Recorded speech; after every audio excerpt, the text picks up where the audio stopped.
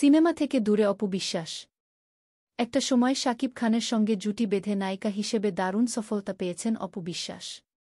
তবে শাকিবের সঙ্গে বিচ্ছেদের পর তারা আর একসঙ্গে ছবি করছেন না। এ সময় অন্য নায়কের সঙ্গে যে কোটি ছবিতে অপু অভিনয় করেছেন, তার একটিও ব্যবসায়িকভাবে সেভাবে সফলতা লাভ করেনি। দর্শকপ্রিয়তার দিক দিয়েও এসব ছবিতে পিছিয়ে ছিলেন তিনি। বর্তমানে অপু বিশ্বাসের হাতে সিনেমার কাজ তেমন একটা নেই। সিনেমা থেকে দূরে থেকে বরঞ্চ তিনি ব্যস্ত সময় পার করছেন শোরুম উদ্বোধনের অতিথি হয়ে। পাশাপাশি ফটোশ্যুটেও অংশ নিচ্ছেন।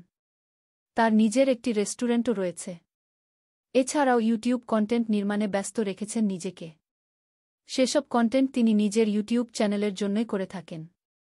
সম্প্রতি অভিনেত্রী জানান, গত কয়েক মাস ধরে নিজের সৃজনশীলতাকে নতুন করে উপস্থাপনের জন্য বিভিন্ন ফ্যাশন ফটোশ্যুট, কন্টেন্ট নির্মাণ এবং প্রচারমূলক ইভেন্টে অংশ নিয়েছেন। একদিকে নতুন লুক ও স্টাইলের মাধ্যমে তিনি ভক্তদের মাঝে আগ্রহ জাগাতে সক্ষম হয়েছেন, অপরদিকে ব্যবসায়িক পরিকল্পনা ও শোরুম উদ্বোধনের মাধ্যমে নতুন করে আলোচনায় এসেছেন। অপু বলেন, 2007 সাল থেকে আমার পথ চলা।